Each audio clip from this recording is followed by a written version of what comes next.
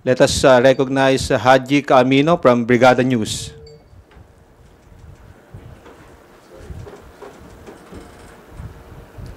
Sige po. Good morning po mga kongs.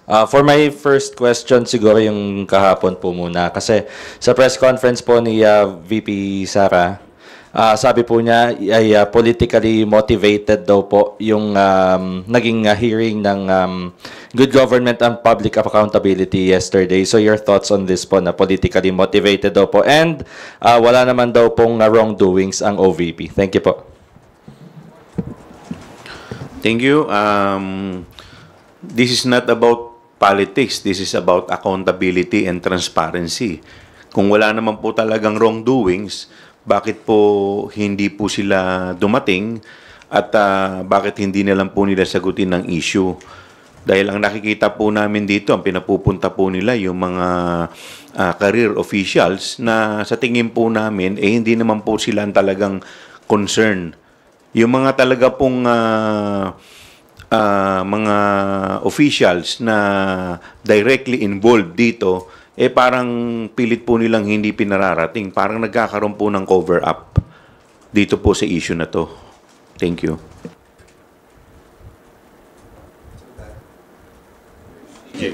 Okay, I think the easiest gateway, as always, is politically motivated.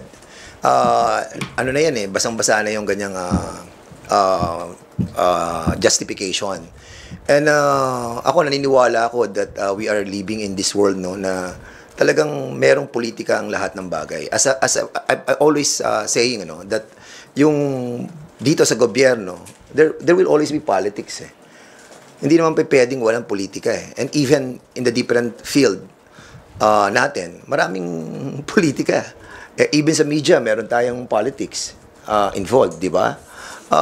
Kaya yung politically motivated, I think we need to change the narrative na politically motivated to. Alam na natin yan kasi nasa government tayo And we are elected people and we are all politicians. Kaya ang tingin ko, yung sinasabi na politically motivated, granted na po yan.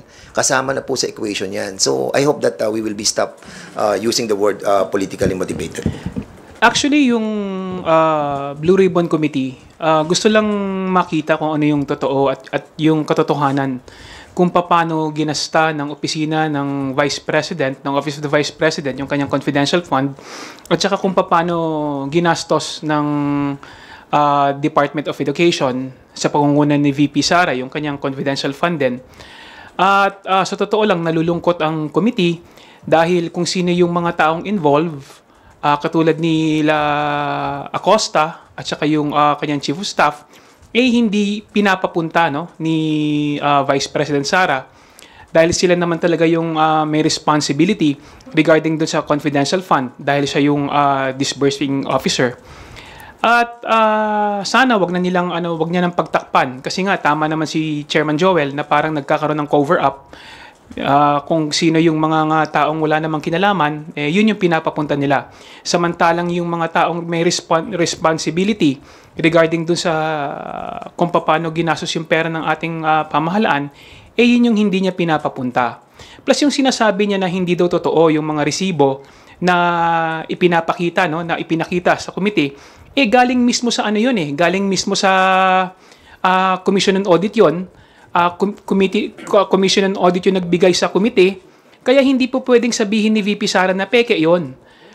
Katulad ni katulad ni Mary Grace Piatos, sila ang naglagay ng pangalan doon. Alam naman natin na hindi totoo yon. Gawa-gawa na lamang nila yon. So kailangan harapin nila yung responsibilidad sa kung ano yung ginawa nila at kung paano nila niliquidate yung paggamit ng kanilang confidential fund. Siguro hindi nila akalain na scrutinize masyado yung kanilang pag-liquidate, kaya ganun na lang yung ginawa nila. Tandaan natin, pera yan ng gobyerno, pera yan ng mamamayan, kailangan merong transparency at kailangan may accountability. And VP Sara should be accountable kung ano yung ginawa nila sa Office of the Vice President patungkol sa confidential fund at saka bilang Secretary ng Department of Education sa confidential fund ng DepEd. To add lang po siguro, no, on the first part of the question, yung politically motivated, I think our colleagues mentioned it already pretty well. Kung maalala po natin, we've already wanted to discuss yung CIF funds nung sa budget appropriation hearings pa lang. At that time, sinabi na po nila, politically motivated, not the right venue. Ngayon na merong committee with the proper jurisdiction, sasabihin na politically motivated na naman, baka not the proper venue, hindi raw in aid of legislation. So when would be the right time to talk about the misuse of confidential intelligence funds?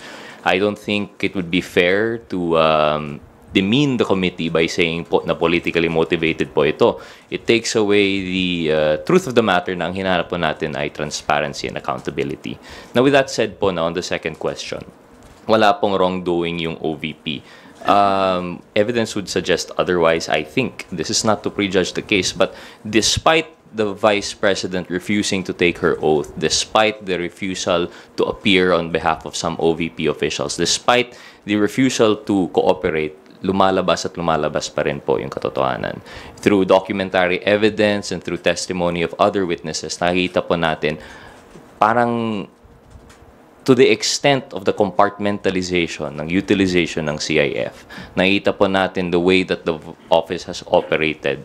And to say that there's no wrongdoing, I'm not sure. I could be mistaken, but in the history of our republic, I don't think the COA has ever flagged yet a national agency for misuse of confidential and intelligence funds. This would be the first time. The mere fact na may red flag, yun po yung naging cause ng committee hearing na to. So it begs the question, yung nakikita natin ngayon sa mga witnesses, sa resource persons, sa documentary evidence, is there a modus operandi being conducted within the office? Yun po yung gusto namin malaman at parang yun po yung nakikita natin. And we still hope we extend that invitation. Sana po mag-attend yung mga invited resource persons at mag-cooperate for the sake na po na maging transparent na po sila. Yun lang po. Ako naman, susugan ko lang yung sinabi ni Kong Rog, no, na ang mandato ho ng committee ito ay i-determine yung accountability ng public officers. In fact, it is very clear in the rules, no, na kung merong malfeasance, misfeasance, and non-feasance committed by any public official, then it is the mandate and it is the duty of this committee to initiate investigation. Now, we're not saying guilty ang mga taong naimbestigahan dito. Kaya nga kailangan makita kung ano ba yung mga dokumento that will prove otherwise, no? That there was no malfeasance, misfeasance, or non-feasance. But kung hindi ho natin matutumbok, no, yung usapin tungkol dyan sa mga na-commit na mga yan, then it will leave a big question mark on the minds and on the thoughts of our Filipino people. Kaya nga kailangan sana matapos natin ito, mabigyan natin to ng closure. Nang sa ganon ay kung meron man na mga public officers that will be held accountable, then meron po tayong mga batas tungkol dyan. Follow-up lang po, one follow-up lang.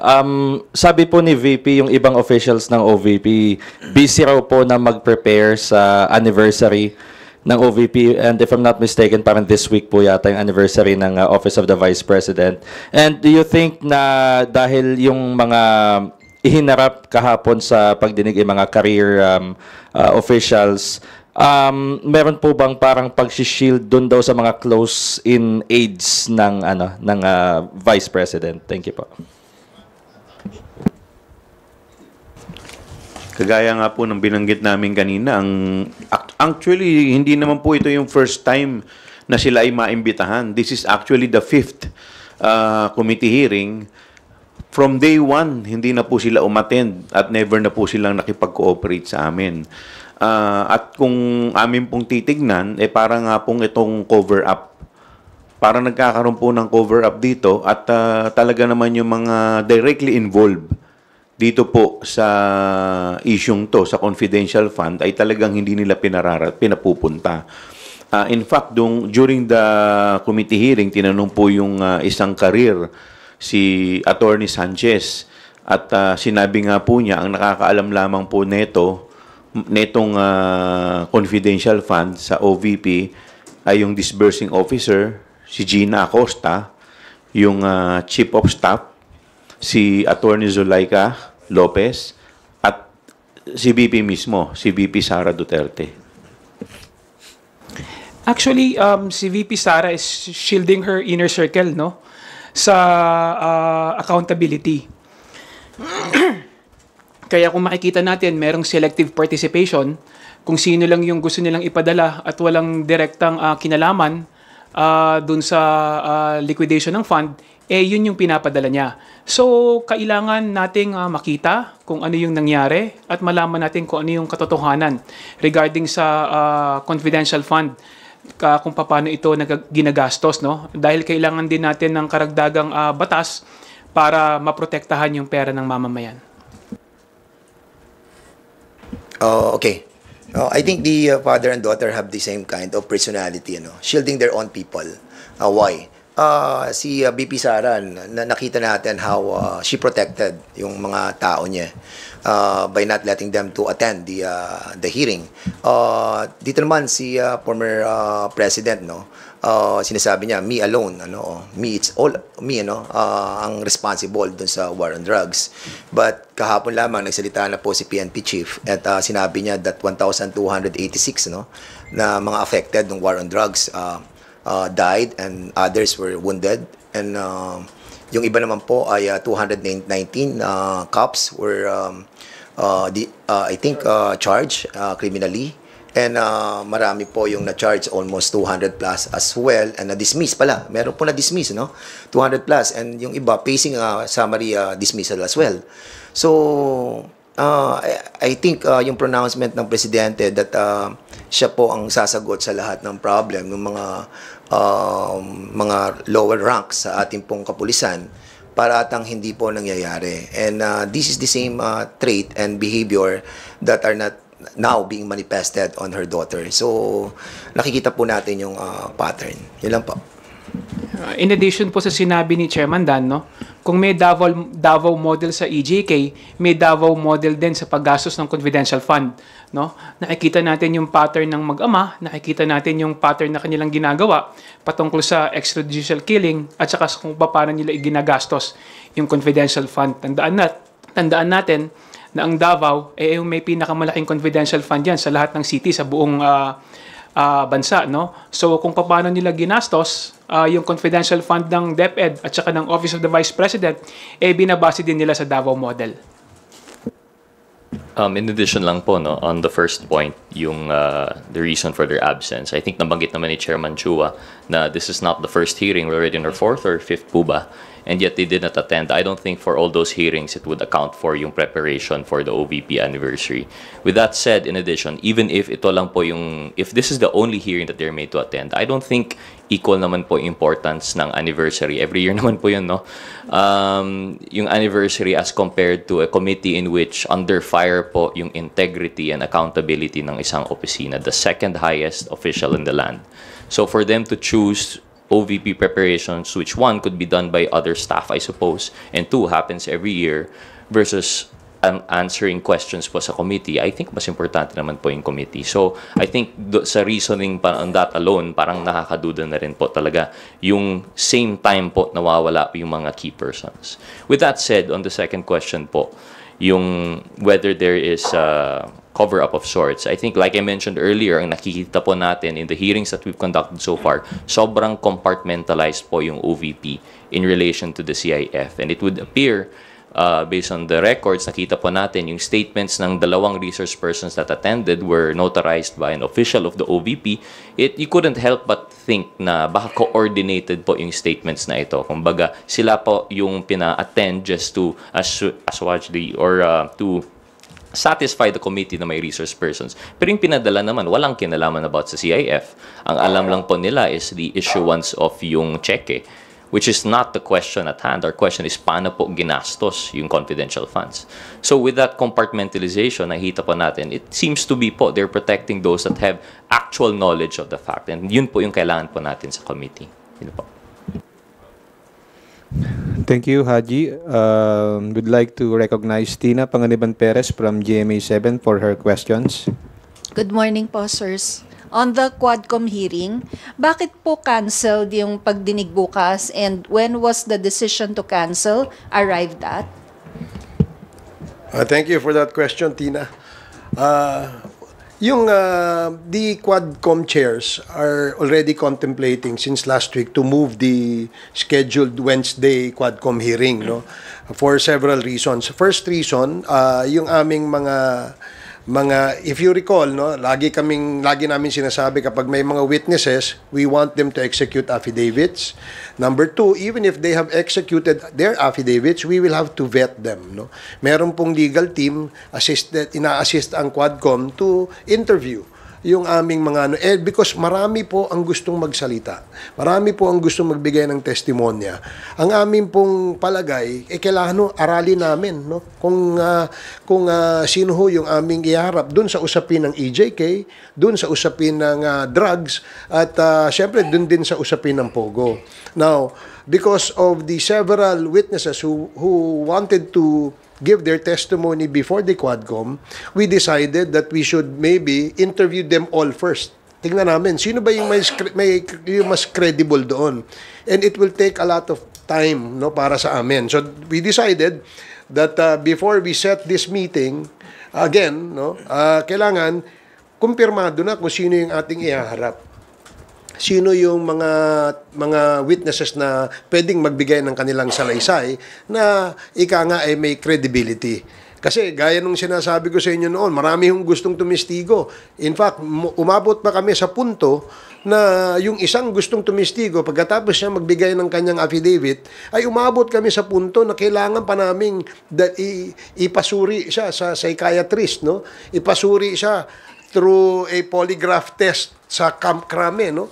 Para malaman namin kung ito ba'y nagsasabi ng totoo. Hindi ho madali, no, magpresenta ng witnesses. Kaya napag-usapan nga namin, kagaya ho kahapon ng hapon, na-decide na ho namin na i-cancel yung aming meeting supposedly for tomorrow, ngayong Wednesday, November 13, to give us more time hanggang next Thursday to interview, to set up our agenda, at tapusin po lahat ng pwede naming ma-interview.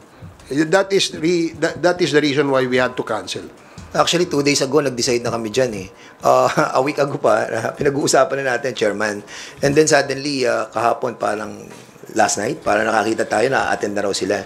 And ang problem natin dyan, we have already notified yung mga resource persons, especially yung mga galing sa Cebu, yung mga victims. And at the same time, meron po kami binibet na galing sa Isabela, and I think one also from the north.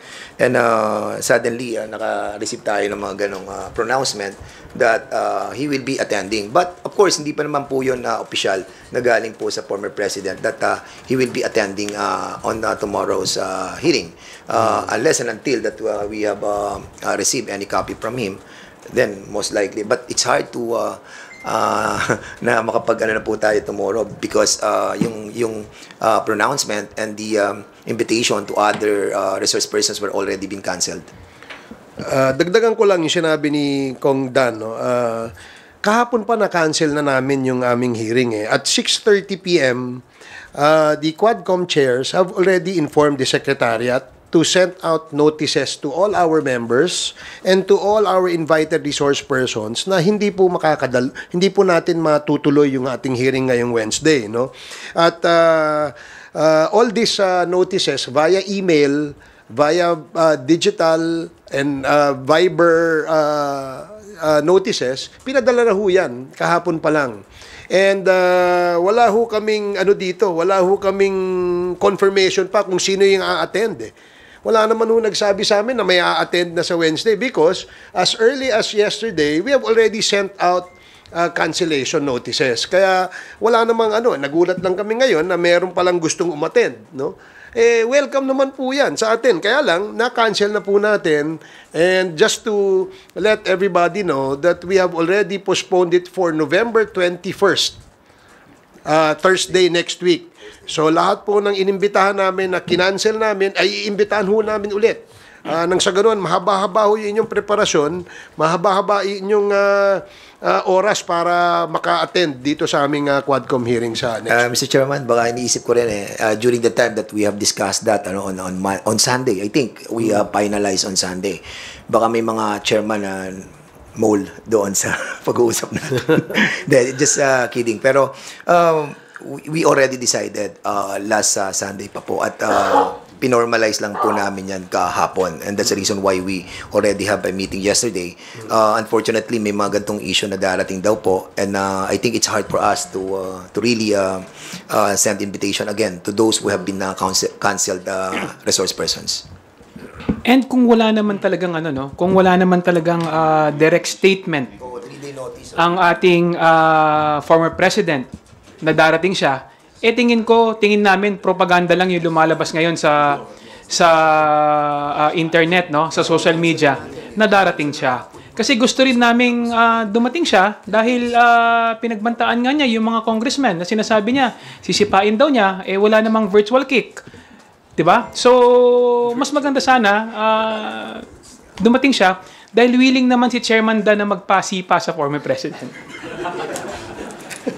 Virtual kick, Tsaka napakahirap naman po kung na-cancel ng isang committee hearing, para mag-imbita ka na naman, you need at least 3-day notice sa mga i-invite ninyo. So, masyado na pong short yung ilang oras. In fact, yung mga naging reason kung bakit po kami nag-issue ng subpoena for the second time, na-reissue po namin because we are following our rules dito po sa House.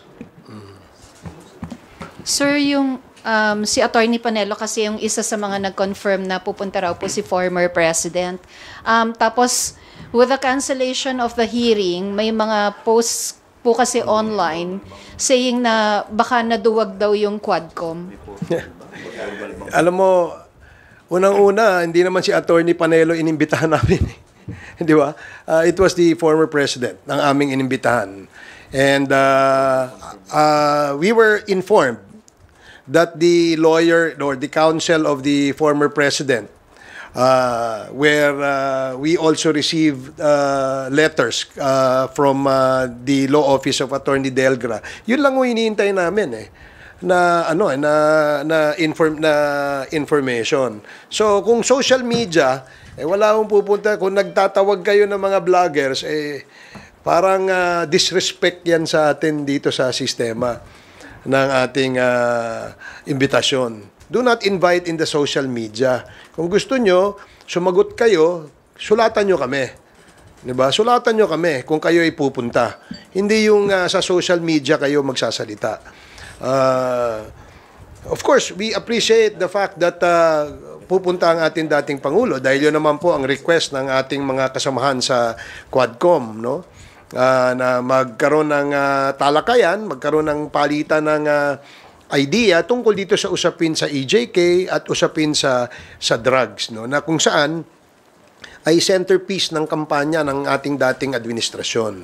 Kaya nga gusto sana nating marinig mismo mula sa ating dating Pangulo kung ano yung mga kasagutan na kanyang ibibigay dun sa mga tanong na pinaghandaan ng ating mga Quadcom members.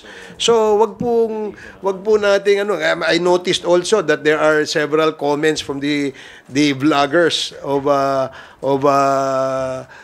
I don't know which camp is that, no? Saying na wala pong naduduwag dito. Ganito ho, para ho malinaw. Sa 21 meron kaming hearing.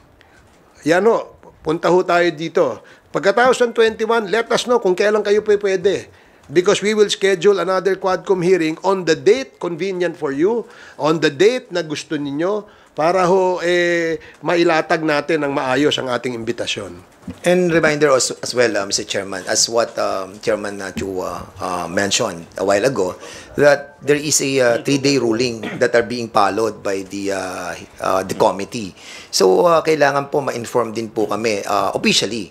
Wag po sana sa social media para at least lahat. Kasi pag social media, you can always deny it, di ba? Pwede kang hindi pumunta, tapos sasabihin, hindi naman formal yon. But of course, kapag ginawa po nating official ang lahat, then, resibo po yan. So, I hope that prior to November 21 hearing, somebody or the lawyer of the former president will write the committee for his attendance. Maraming salamat po. Sir, clarification lang. At this point in time, walang natatanggap na kahit written or digital communication from the camp of former President Duterte na dadalos sana dapat sila bukas? Wala po kami natatanggap hanggang sa ngayon. Ang nakikita lang namin, yung mga vloggers. Oh. So, hindi ho namin pinakikinggan yung mga vloggers kasi wala naman nung sinabing tama yan, kundi tirahin lang itong si Dan Fernandez eh. Oh, kaya yun ho ang aming we wrote to them inviting them. Then we also gave them a notice of cancellation via email, via Viber text messages, and all other forms of communication. Yun lang ho ang iniintay namin. Kung meron hong letter sa amin, wala ho kami natatanggap. At dahil nga po, nung Monday pa, bago po sinabing pupunta si former President sa hearing, sinabi ho yun, na-cancel na namin eh. Di ba? Na-cancel na ho. Bigla hong nasabing pupunta. Hindi naman ho ganun ang proseso. Di ba? Ang proseso, may imbitasyon kami at hinihintay namin yung reply. But even prior to the reply to our invitation, ay na-cancel na po namin. Kasi nga po, sa nabanggit kong rason kanina kung bakit po namin kinancel. Thank you, sirs. Thank you. Next questions from Marian Enriquez of TV5. Okay, Vivian Gulia from ABS-CBN. Actually, yung clarification ko, yun lang din, sir. So, bali, 2 letters lang po yung na-receive ng Quadcom from the camp of the former president. The first one was yung before the November 1st, and the second one was declining the invitation. Wala na pong ibang communication na na-receive po. Hindi, ganito po yan. Since the start of the Quadcom hearings, invitation has already been extended to the former president and the 2 senators, incumbent senators. But there was no reply. And then we had a subsequent committee hearings of the Quad. There was no reply whether they will attend or not. Now, there was a press statement issued by the former president that he said wala siya natatanggap na invitation. That's why we had to send again another invitation for our October 22 committee Quadcom hearing. At the following day, we already received a letter coming from his lawyer, si Atty. Delgra, saying that he needs to rest, the former president needs to rest, he has a lot of engagements, has been tired, and because we understood that the former president is already old and we would like to give him the time to rest, so we accepted the cancellation. Then we sent again another letter, supposedly for the October, November 28. November 7 hearing. Then we received again another letter. Sinasabi na hindi siya pupunta because walang integridad ang Quadcom at na-prejudge na siya ni Congressman Dan Fernandez tsaka ni Kong Benny Abante. At saka mahaba pa yung rason. So we accepted again the refusal to attend. Now we're supposed to have a November 13 hearing, but we decided to cancel it yesterday. Ngayon sasabihin na pupunta. Ano ba talaga, kuya? Di ba? So ito formally sent po yung letter and invitation. Of course, we appreciate the fact that the former president is now interested to attend, no? Malaki pong yan, dahil malaki pong maitutulong niyan sa Quadcom.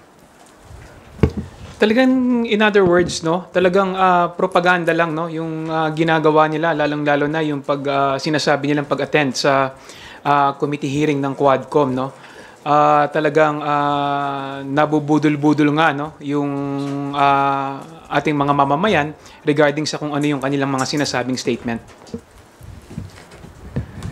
Thank you. Before we continue our press conference, I'd like to acknowledge the arrival of House Committee on Human Rights Chairman, Manila Representative Benvenido Benny Abante Jr. Thank you for joining us, sir. Okay, Bibian, are you okay? Thank you. May I call on Lenesca Panti from GMA News Online? Good morning po. Sir, yung kay former President Duterte also, he said that he had nothing more to say, to add, given his testimony in the Senate, the drug war probe. And he also said na wala na daw siyang pera para pamasahe. Papamasahihan niyo daw ba siya? That's how he said it, na wala na daw siyang pera pamasahe. So how do you respond to this na he has nothing to add more to what he said in the Senate? So do you agree with that? And yung second na wala daw siyang pamasahe papunta dito. Well, in fact, that was stated in the letter of Attorney Delgra. No? Sabi niya, he has nothing more to add. No? Dun sa Quadcom, sinabi na daw niya lahat ng na gusto niyang sabihin sa ano. And of course, we took note of that. No? Pero nga, mas maganda nga sana na sa kagustuhan ng mga mayorya ng membro ng Quadcom na makaharap at matanong direkta ang ating Pangulo, dating Pangulo. So, I think if the President would welcome that, we will appreciate, no? Kapag siya nag-attend. Yun nga lang po, nagkaroon lamang po ng cancellation ngayong Wednesday because of the reasons I stated earlier at hindi dahil sa sinasabi ng mga vlogger. Wala hong hindi ho namin pinakikinggan yan. Nababasa-basa lang po natin yan. Kung sa mga pamasahe naman, nag-usap-usap ang mga chairman. Ang pinakamalaking ambag ay si Congressman Dan at gusto lamang malaman kung ilan sila, no, so that we can also accommodate at ma-arrange din po yung mga accommodation. And at the same time, siguro, we have to make it formal, no? I-formalize natin lahat. Kasi nga, pag yung sa social media tayo nagsagutan, I think it will not be proper, no? At maliligaw po tayo. Especially yan, nagpo-pronounce sila that they will be attending. And it's not even coming from the President, di ba? So, we are governed by the rule of law and we are governed by the rules of the committee. And I hope that kung talagang a-attend po ang Presidente, now is the right time to notify the committee, especially November 21 pa naman yan, malayo pa, Thursday pa. So we have all the time, no, para i-prepare. Ang problem talaga, alam nyo, mahirap din naman po yung bukas maghihiring na po kami. Eh di somebody will accuse us that we are, kumbaga, binibreak namin yung own rules namin of the 3-day notice. Kaya sana po, no, ibalik na po natin yung tamang proseso para nang sa ganon we will be guided accordingly. Chairman Abante. Just lang sir, to add, yung sinabi niyang wala siyang pamasahe, it was a press conference. It was not a social, hindi siya galing sa vlogger. He had a press conference and he said na yun nga, wala daw siyang pamasahe. Well, nasagot na po ni Chairman Ace Barberson tungkol dito. So, we're willing to chip in kung talagang kinakailangan, no? If really the President wants to come. Hindi namin siya pipilitin, no, according to his condition, a health condition o mental condition. Kami naman we would like the people to know that we have high respect for the former president. And we really want to, to hear his side of the issue. Kahit na po marami siyang nasabi sa Senado, it's up to him actually. It's up to him. Hindi naman niya sinabi personally na pupunta siya. It was actually his lawyers who said it. So, it's up to him.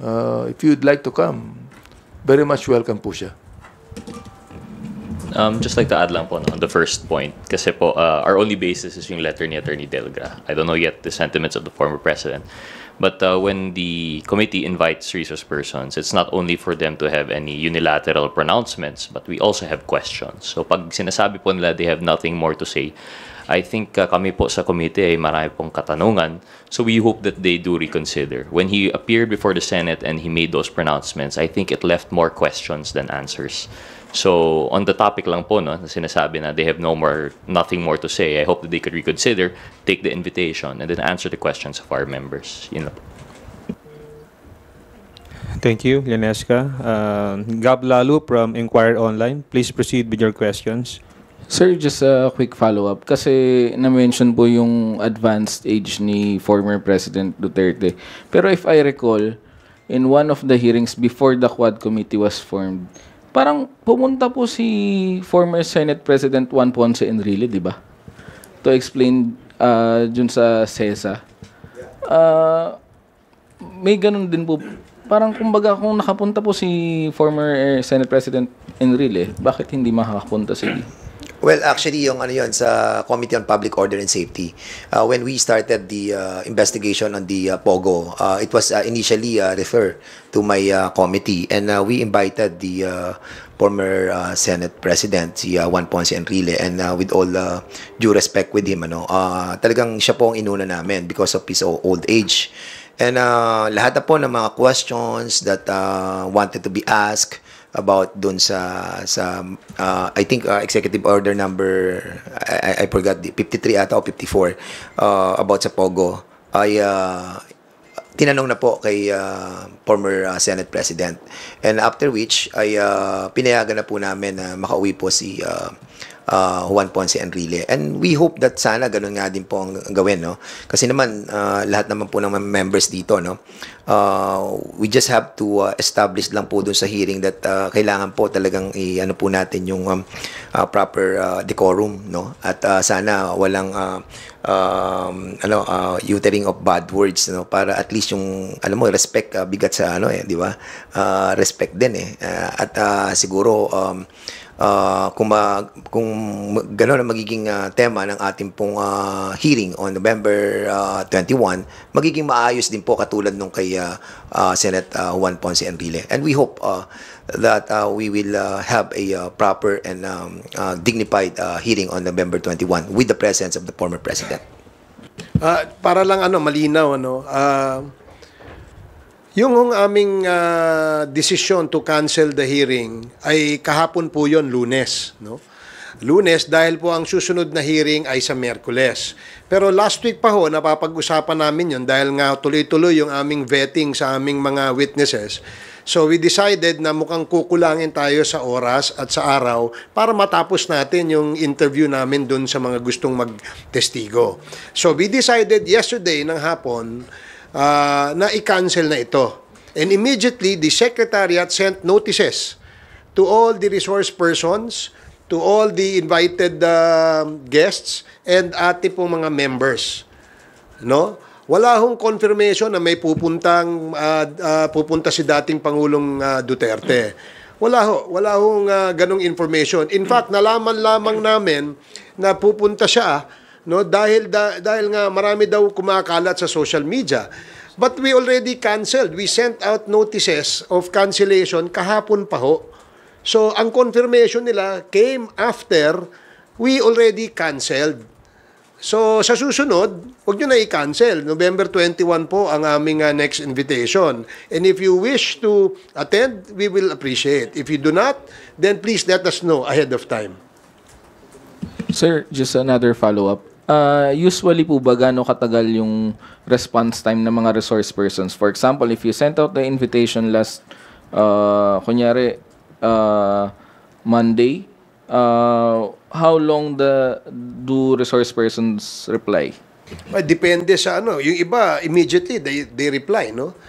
Meron na kaagad mga receipt, no, yung mga notices, no. Meaning they acknowledge that they already received the cancellation notice. Yung iba naman, it takes a while, no? Minsan 2 hours, 3 hours, minsan nga hanggang kagabi, meron pa nagpadala ng notice at 10:35 p.m. Formal notice of cancellation was sent to Attorney Delgra at 9:23 p.m. And an email also was sent to him at 10:35 p.m. So, sumagot lang siya this morning at 7:14 a.m. this morning. So, we already advised him, but basta ang aming objective ay ma-advise sila prior to the date, the scheduled date of the committee hearing so that hindi na rin po sila maabala. Wala, it was just a acknowledgement receipt of the cancellation. Yun lang ang So meaning they knew already na canceled na yun kagabi pa, no? Because it was already sent. So yun ang yun ang Ngayon lang namin nalaman na meron palang interest to attend ang ating dating Pangulo sa Wednesday, where we have already canceled nung Monday.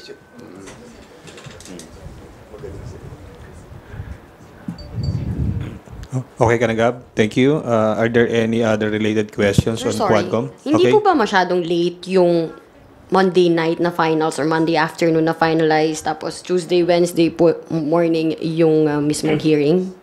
Kung kunyari nakauwi na po or lipad kumbaga from other provinces yung mga resource persons. Hindi, kaya nga, we made it the point that yesterday, masabihan na kagad namin sila. No? Because 2 days prior notice, I think, is enough time for them to decide on whether to go or not to go. So when we sent the cancellation notice, we knew that they all received it, they acknowledged it, at wala naman nagsabing pupunta sila. Kasi rather than ituloy natin ng Wednesday ang hearing at hindi pa ready yung aming mga witnesses, no? Sayang ho yung araw. Remember, we're also pressed for time here. Gusto namin that when we present witnesses, we discuss issues. Kailangan hindi na po magtagal. Gusto namin matapos agad. Nang sa ganun, makagawa na ho kami ng aming committee report. Sir, clarify lang. So, kung may nag-respond po sa inyo yesterday afternoon na nung sinabi niyo yung notice na i-cancel po, and may nagsabi na may a-attend, particularly Digong, itutuloy niyo po ba? Ay, hindi na. Cancel na namin So, we're not going to adjust our schedule, our scheduled hearing for somebody, no? Yung amin ay we wanted to make sure na ang tatalakayin ng Quadcom, dahil marami po tayong mga kababayan na nanonood, ay hindi po sila they will not feel shortchanged. I don't know how to say that, but hindi po sila magkakaroon ng pakiramdam na parang nabudol sila. Wala akong pambubudol sa Quadcom. Dahil yung amin po, para mailabas yung katotohanan, kailangan pulido ang aming mga testimonya ng aming mga witnesses. Thank you. Your question is still related to Quadcom? Okay, go ahead. Sir, so ngayon po kung fact of the matter is that nakakapagtaka para sa inyo na after ng ilan na imbitasyon sa dating Pangulo na handang tanggapin siya ng komite, ngayon kung kailan malino na kanselado sa panig nila, ngayon sila biglang maglalabas ng ugong na a-attend sila, sir? Yun, nagulat kami, no? The fact that we only found out from the social media na meron palang a-attend at nag-confirm ang ating dating... Although hindi po ito galing sa dating Pangulo. Ito po'y galing sa mga vloggers.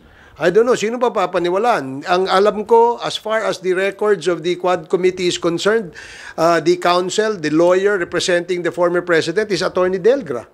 In fact, naging issue pa nga yan Di ba? Meron bang engagement, meron bang letter, etc., etc. So, we only listen, no? Dun sa formally has entered their appearance before the Quadcom or those that are representing our resource persons and has informed the committee, although has not physically entered this appearance yet, no? Kaya nga yung kay Attorney Delgra, yun ang iniintay namin. But marami pa hong hearing ito, and we will expect that the former president will still attend, no? Kasi po ito yung request ng ating mga kasamahan sa Quadcom. So hindi ito yung una't huli. Pang-5 imbitasyon o mahigit pang-5 imbitasyon na ito na hindi po nakadalo ang ating dating Pangulo. Ngayon na na-cancel, ngayon po mahirap pong dumalo dahil na-cancel. But we only got the confirmation from the social media. So kung ngayon na may nangyaring ganito, kung sa susunod na pagdinig ay hindi magpakita ang dating Pangulo, how will the committee treat it? I really don't know. Kasi ngayon mahaba-haba yung oras na pwedeng mag-decide, no, ang ating dating Pangulo. No, may nakita nga kung na isang post sa social media na sa November 21 daw hindi daw pwede. Ano ba yung totoo niyan, di ba? I mean, basta we will send out invitations, the schedule of the Quadcom, based on our rules, based on our collective decision, we will set our hearing. And when we set our hearing, we expect that pursuant to the rules of the Quad Committee, we will send out invitations prior to the scheduled date of the committee hearing para inform po lahat ng aming resource persons na iimbitahan. Saka, bakit sa social media namin kukunin yung confirmation, di ba? I mean, kami naman, sumusulat naman kami officially. Hindi namin inaano sa social media na, iniimbitahan namin si dating Pangulo, di ba? I mean, it's a personal letter to him, no? Ng Quadcom. So, ine-expect din po namin na yung lawyer niya, tatawagan din kami, sabihin sa amin kung makakatin o hindi. In fact, nung nabasa ko yung reason kung bakit hindi makakatin ng Pangulo yung last invitation namin, akala ko talaga hindi na siya mag-a-attend sapagkat sinabi niya ron sa mga reason niya na hindi siya naniniwala ron sa aming investigasyon. Pangalawa, nasabi niya na lahat dapat yan sabihin sa Senado. So, sa akin, I thought na talagang hindi na siya mag-a-attend because of those reasons. Thank you. Thank you, Earl. Okay, go ahead, Rosalie Cos from UNTV. Almost same question with Marian kay Kong Barbers po. Kasi you said contemplating po last week pa kung tutuloy o hindi, and the invitation to former President was sent on November 11. If po na nag-confirm yung camp ni former President Duterte even before kayo mag-decide na i-cancel, you will push for the investigation and you will accommodate him kahit siya lang. Kung itutuloy namin?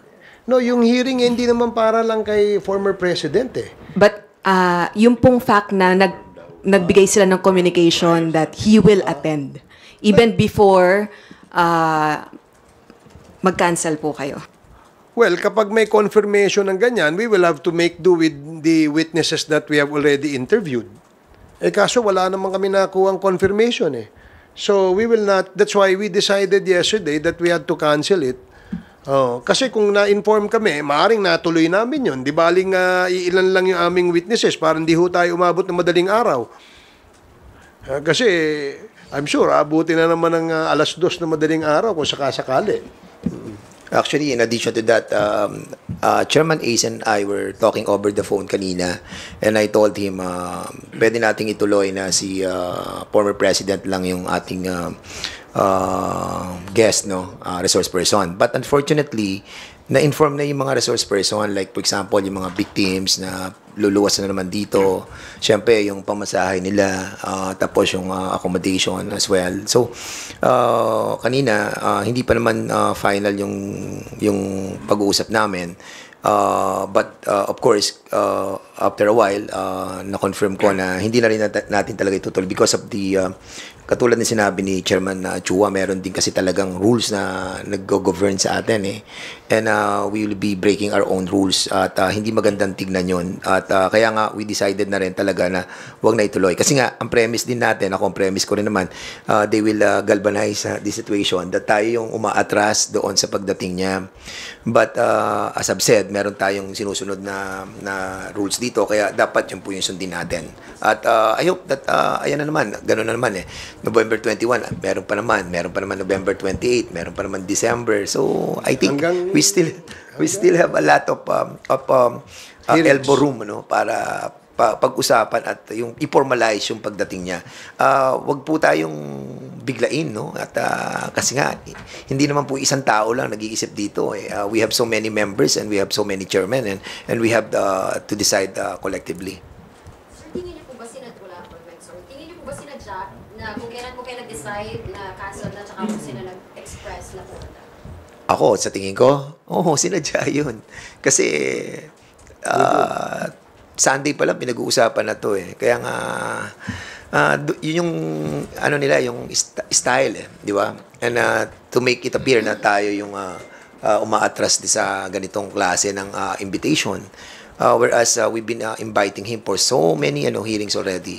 If I'm not mistaken, doon pa lang sa committee ng EJK, ng Human Rights, months ago pa yan, in-invite na po ni Chairman Abante. And they declined. And now, nag-hearing na po tayo, na-convene na yung Quadcom, we continually inviting the former president. Pero still, hindi pa rin po siya uma-attend. And now, na nagkaroon po ng ganitong decision ng Quadcom to cancel it, then suddenly, saka sila appear. Magmumukha naman po kaming we're not following our own rules. Pangit po sa ating pong mga members. Dagdagan ko lang, no? Wala kasi namang formal confirmation na pupunta ang ating dating Pangulo. Sabi ko nga kanina, ito ay galing lamang doon sa mga vloggers, no? Na walang ginagawa kundi tirahin si Dan Fernandez. So, again, no? Yung pong next hearing namin November 21, yung gustong magpaimbita, magsabi na ho kayo para mapadala namin kayo ng invitation. No? You can send us through the email. May I get the email number, Comsec? So I can, those who wants to be invited, marami ho mukhang marami nagsasalita sa social media gusto niyo maimbita, pipilitin ho namin na ma-accommodate kayo, no? Hindi ho namin mapapangako, pero yung mga, syempre ho, yung mga hindi po namin ma-accommodate, pwede naman din po kayo pumunta, pero doon ho kayo sa reserved seat intended for guests. Pero as resource persons, meron hong reserved seat yan para sa aming resource persons. So kung gusto nyo maimbita, padala nyo ho kami ng sulat.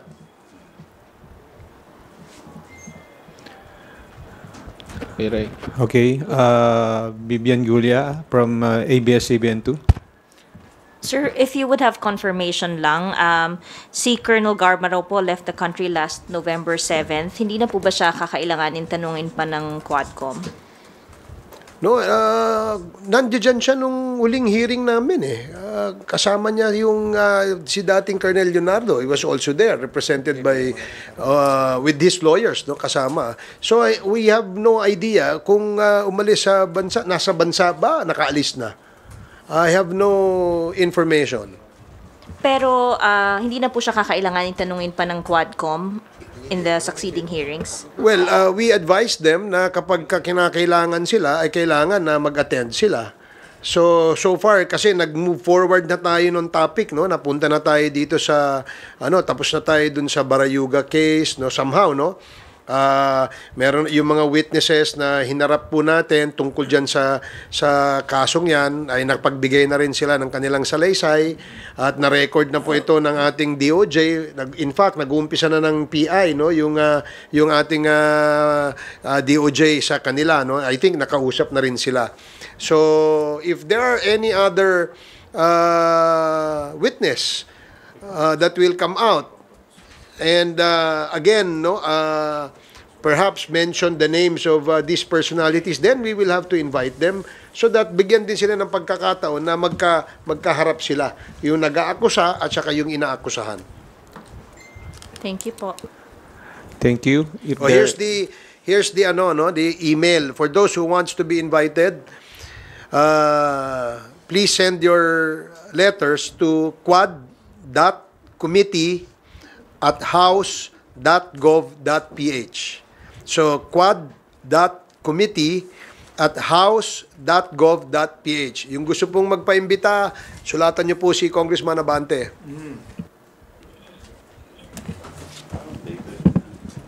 At yung vloggers, pwede namin imbitahan.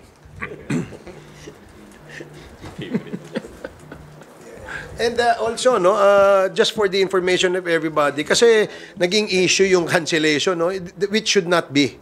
No? Kasi yung cancellation, hindi naman to yung una Marami na pong okasyon na, in fact, kung di ako nagkakamali, this is the second time yata na nag-reset kami. If you recall, before we even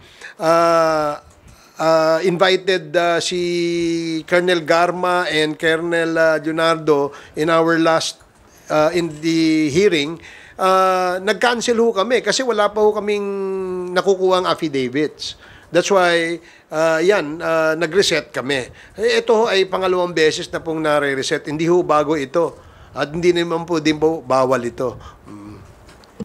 Saka sana po talagang if ever that they will be attending the next hearing, we hope that they will be sending us confirmation para lahat po may resibo, para at least lahat, di ba? Makita po natin that talagang they enter their participation in the next hearing through a formal letter. Mahirap po kasi talaga pag pag social media lang talaga. Sa dalawang imbitasyon namin kay former President, sumulat sa amin si Atty. Delgra, officially, no? Yung unang sulat niya, hindi siya makakarating because he's not feeling well. Yung pangalawang sulat niya, hindi siya makakarating sapagkat hindi siya naniniwala sa Quadcom. At pangalawa, yung bang nasabi niya na lahat ang gusto niya sabihin sa Senado, yun lang Oo. So, wala kaming natanggap na formal letter from Atty. Delgra na mag-a-attend siya ngayon sa hearing namin. Wala Ang narinig lamang namin, si Atty. Sal Panelo ay nagpunta ng social media at sinabi na mag-a-attend. Palagay ko naman, dapat naman na kung talaga gustong mag-attend, ito na yung email address. They should just formally inform us na mag-attend ang former president. And magiging masaya kami tungkol dyan. Thank you. Gab Lalo from Inquirer Online. Sir, moving forward, kasi kanina may na-mention, parang clarification lang, sir, na willing kayo makipag-set ng appointment with the camp of the former president para ma-determine kung kailan siya pwede moving forward? Ang pwede namin gawin is pagbigay kami ng mga dates, no? Ahead of time, at least, kagaya ngayon, no? Sinasabi natin na November 21, meron ho tayong nakaschedule na Quadcom hearing. And then, siguro, pag-uusapan din namin kung kailan ulit yung susunod so that ahead of time, we will already inform all our resource persons na gustong mag-attend. Kasi if we do that, yung gano'n, parang other resource persons also might ask for that kind of special treatment, no? And I think tama si Chairman na mag-set na lang po ng availability ng bawat isa para sa gano'n ay hindi po kami to be construed as taking special treatment to other resource persons. Thank you, Gab. If there are no further related questions on Quadcom, we will move to another topic. Okay. Terence Grana from AAP Radio, you're recognized. Yeah, good morning. Nasabi ni PNP Chief Romel Marbel nitong nakaraang mga araw na madami pong pulis ang humaharap sa kasong kriminal at administratibo dahil sa kanilang paggampan ng tungkulin sa drug war ng Duterte administration. Sabi niya, the promised protection daw from PRRD was not realized. Comment. Marami pong base po sa datos na binigay ni Chief PNP Marbil, marami pong ating membro ng PNP ay nahaharap sa mga kasong administratibo at saka kasong kriminal, no? And nangangailangan po sila ng abogado. In fact, yung iba ay napipilitan pong mangutang, no, dun sa AppsLay ba yun o yung PSS Lay para lang makapagbayad ng abogado, no, na makakatulong sa kanilang pagharap dito sa korte dahil nga po sila nahaharap sa mga kaso. Ang isa lang ang kanilang sinasabi na nasan po daw yung pangako sa kanila na tutulungan sila, no, sa mga kaso at kung makonvict sila, although hindi na mangyayari ngayon yun dahil nga pardon ay nagagawa lamang po ng dating ng Pangulo, no? So ngayon medyo kakaproblema po yung ibang mga membro ng PNP na kung saan ay sa kanilang pagtupad sa kanilang duty to serve the people, sila po ay nakakaharap sa administrative and criminal cases. Yeah, since nasa ko yan I mean, yung mga kapulisan under may committee, no? Actually, tinitingnan ko po na nabigyan ng isang motu proprio investigation on this matter, no? Kasi nga, ang policy po ng former government ay yung pong talagang negation, neutralization. And, sinasabi naman po ng mga chief PNPs na under the nung panahon ni Presidente Digong na hindi actually naitago to itong memorandum circular na to, hindi nalaman ng mga lower ranks So now, nangyari yung mga ganitong mga affected cops, and accordingly, sabi nga ni Chief PNP, maraming mga police ang mga na-dismiss, 195 yung na-dismiss, tapos 398 facing dismissal. So, paano yung pamilya nila? Nawalan sila ng jobs, nawala yung kanilang life, yung kanilang dignity as well.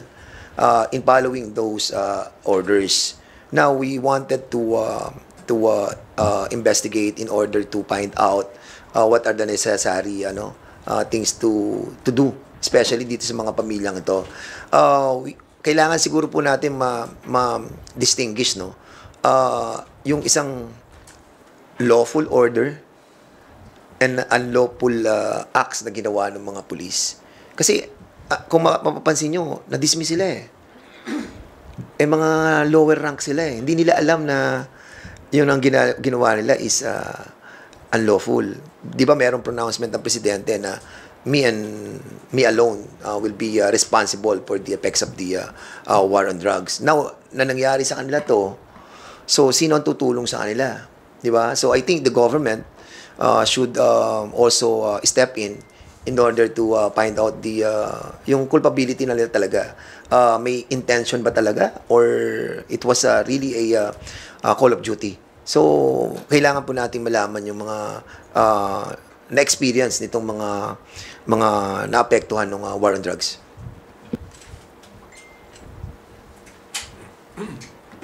Well, kung mayroon ako idadagdag, sa Quadcom naman hindi upang parusahan natin ng kapulisan, no? Kundi para tulungan din natin, no? Meron mga kapulisan natin na gustong magsabi ng katotohanan. Pinag-usapan na namin to that we are there to help. We're there to ask the DOJ to perhaps provide a witness protection program on them, no? Palagay ko naman the present crop of the Philippine National Police leadership would provide protection for policemen who are honest enough to tell the truth. Diba? Hindi namin sila pabayaan. That we could be able to assure them.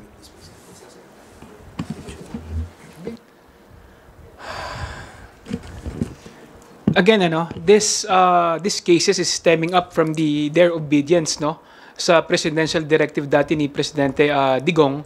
So nakakalungkot lang na napabayaan yung mga pulis, no. Siyempre they are akala nila na they are following direct orders coming from the former president. So sa ngayon napabayaan sila. So nakakalungkot lang dahil yung sinasabi nga ni former president is all rhetoric, no? At nakakalungkot. Sana tulungan nila yung mga pulis na nagkaroon ng kaso dahil sa presidential directive na ito. Okay, so meron tayong sinulat ko po yung mga pulis na 1,286 yung mga cops na they either died or wounded, 1,286. Tapos 214 po yung meron pong kinakaharap na administrative and criminal cases. Yung 195 na dismiss na po sila. Yung 398 facing dismissal. 2 po yung nakadetain ngayon na 20 na mga opisyal. So, well, nananawagan din po kami sa inyo kasi nga kayo, biktima rin kayo rito ng war on drugs. So, if ever that you wanted to to avail, no? Para madinig po namin kayo. So, inimbitahan din po namin kayo na makipag-ugnayan po kayo sa Quadcom. Maraming salamat po. Thank you. For today's last question, we recognize Earl Tobias from IBC 13. Kung Rog, sa akin isa lang naman po. Hearing ngayon tungkol dun sa administrative order na LTO, sir, na pagkakaroon ng definite time period kung kailan dapat i-transfer or register yung ownership ng isang sasakyan na nabenta ng segunda mano, sir. Pwede po bang paki-explain ng sir kung ano po bang reason, sir, sa kung bakit pinapresenta ng LTO yung ganitong administrative order? Well, actually, I recall po na yung Memorandum 2024-046, I think. No, naging issue po ito for our sector kasi po, although tama naman po na under the law, there should be a transfer po of ownership na i-register na sa ating mga ORCR. Nagka-problema po yung LTO in the way that they issued this new memorandum. Number one, ang very attention-grabbing doon yung penalties, napakataas. Number two, yung stringent requirements. I believe yung office po namin wrote to the LTO sometime in October, third week. And luckily naman po, eventually they suspended it. So in the meantime, status quo pa po tayo. We've had consultative meetings with the LTO, and in fact, today may hearing po ang Committee on Transportation on the matter. So we still have to see anong magiging resulta nun. But in summation po yun, this is just about yung process na for transferring the requirement, tapos yung penalties that are attached to it. Yun yung basic ano. So yung sa amin po ang comment doon is that I think it's a little too stringent. Number one, yung pinaka-glaring issue po namin, the penalties are really high. Upon talking with ASEC Mendoza and si Executive Director Pua, ang nabanggit po nila is that they're just merely basing it on some previous laws. Pero if you remember those laws, yung IRs po nila, hindi nga po itinuloy ng past administration. They were claiming that it's the new carnapping law, anti-carnapping law, and then the Anti-Motorcycle Crime Prevention Act. So, dun pa lang po nagkaroon kami ng discussion. Most glaring also would be yung requirement that both the seller was given 5-day notice to issue to the LTO, tapos yung buyer naman has to transfer within 20 days. Ano po yung magiging liability kung one follows and the other doesn't? Parang gusto nung gagawin is papatungan po ng penalty both. So, that's another issue. And ang pinakamahirap, I think, yung practice ng open deed of sale. Ang gusto po ng LTO is gawing retroactive po yung memo. So, paano pong mangyayari nun? Sometimes, ang nangyayari, second, third, fourth hand buyer na po tayo. Di po natin matitrace kung sino first, second, and third. Paano po matatransfer yun? Sometimes, patay na nga po yung previous owner. So, these are the things that were raised. And credit where credit is due. The LTO naman po and they invited us, they heard us out, and then sabi ko nga po, they suspended implementation. Ang sabi po ni LTO ASEC Mendoza is that they're looking to postpone po implementation since nakita nilang malabo pong that this will be implemented in a fair amount of time. They said possibly, definitely it will not be implemented within this year. They're hoping to really thresh it out by the next year or the year after that. Kasi po, sorry, one more thing to add to that, aside from the issues nung the time constraint on the part ng stakeholders is yung readiness rin po ng LTO. One thing that we've consistently raised is that yung LTMS nila hindi pa po ready. Ito po yung LTO portal, yung online. Sabi po nila, in the memo, pwede pong mag-submit ng online. Pero kung tingnan po yun, ang ibig sabihin nun lang, i-attach mo yung document sa email, tapos i-email mo pa. Iba po yun dun sa portal. Kung sa portal, mas madali po sana, di ba, parang app lang yun, makikita mo dun, please upload document A, please upload document B. Kapag email, hindi naman po natin, yung everyday citizen po natin, ang everyday mamamayan po natin, hindi naman natin alam kung anong requirements ang i-attach. Tapos i-email pa, baka may typo pa. So, we want to make it as easy as possible for our constituents. Napakahirap po yan given the current state. But yun nga po, suspended po siya. But actually, after this press con, sunod po tayo dun sa hearing and we'll find out more po siguro. Thank you. Before we end our press conference and take our lunch, may we invite our resource honorable speakers to share their short closing remarks. Chairman Barbers. Sige, salamat sa opportunity sa ating mga kaibigan sa media for this chance to share our opinions on some national issues that needs to be discussed and clarified. Dito sa usapin ng imbitasyon, hindi ho issue yung pag-cancel. Dahil marami pa hong susunod na imbitasyon na aming ipapalabas at mag-iimbita pa ho kami na marami pa hong mga resource persons, including the former president. So, para lang ho klaro sa lahat, na-cancel po yung imbitasyon nung Lunes kahapon ng hapon dahil nga po sa mga rason na aking binanggit kanina. At hanggang ngayon, as I speak, wala pa ho kami nakukuhang confirmation coming from the former president that he is attending if we will push through with the Wednesday committee hearing. So wala ho, social media lamang po. So sana ho, sa susunod na imbitasyon ng Quad Committee, ay ma-advise po agad kung sino ho yung gusto magpaimbita at sino ho yung dadalo. Nang sa ganun, wala hong confusion na mangyari. Kami po, ang aming panawagan sa ating mga kababayan, wala hong ibang layunin itong Quadcom kundi po ilabas lamang ang katotohanan. Wala pa ho kaming sinasabing guilty si Juan o guilty si Pedro. Ang amin po ay ilabas ang katotohanan sa pamamagitan ng mga testimonya na manggagaling po sa ating mga witnesses. And of course, documentary evidence, because the Quadcom's obligation is to follow the evidence. Yun lamang po. Thank you. Chairman Fernandez. Thank you so much, everybody. Chairman Abante.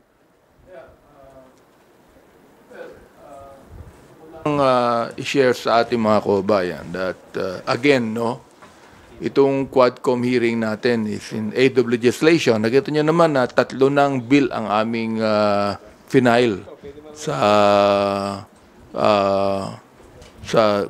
dito sa bills and ibig sabihin lamang yan pinag-aaralan pa ho namin talaga ang iba pang mga bills na dapat naming i-file para yung lahat ng mga inibisigahan natin ay hindi na maaaring maulit pa. Pangalawa, this is not to determine who is guilty. Sinabi na nga ni Chairman Ace Barbers ito, This is just to let the people know kung ano talagang katotohanan tungkol dito. And he is not even focusing on the former president. But we are actually focusing on the illegal, immoral thing that is happening to our country. Like the EJK. Napakalaki niyan. Napakalawak niyan. Like the Pogo. Like the drugs na napakalawak din po niyan. Yun po yung focus namin. This is not in reality putting personalities to it, but just abiding with the issues on hand. Kaya nga ang pakiusap lang namin ay sana po makipag-unay sa amin yung mga abogado ng ating former president kung talagang officially mag-a-attend siya. Hindi lamang namin makikita sa social media na mayroon mag-declare na mag-a-attend po siya. We would like the lawyers of the former president to really communicate with us properly and officially. Kaya maraming salamat po sa inyo sa pagbibigay nyo ng pagkakataon sa amin upang maipaliwanag lahat ng mga bagay na ito. Thank you. Thank you. Chairman Chua. Thank you. Ito pong hearing ng Committee on Good Government. Ito po ay about transparency and accountability. At kagaya nga po ng aming binanggit na this is the right opportunity kung talaga naman pong walang kasalanan, wala naman pong nagawang paglabag, kagaya po ng sinasabi po nila, this is the right opportunity para maipaliwanag po yung mga issues na at para linawin na rin po yung mga issues na nakabitin po dito po sa committee. Ito po ay ginagawa po natin in aid of legislation nang sa ganun po yung mga nakikita po natin ng mga loopholes ng batas ay maitama po natin. And of course, siyempre, yung ating pong, ang Kongreso po ay laging may oversight function. Huwag po natin kakalimutan yan. At siyempre, ito pong pinag-uusapan natin dito ay hindi lamang po natin pera, pare-parehas. Ito po ay pera ng taong bayan. So muli po, maraming salamat po. Chairman Kong Hoon. Maraming salamat po. Representative Gutierrez. Nabagit na rin po ng lahat ng chairman. Sana po mag-participate lang po tayo. We're looking forward to a resource person. Sana mag-attend lang. Yun na po. Thank you to our media friends for the press con. Sana nasagot po namin yung mga katanungan ninyo. Thank you.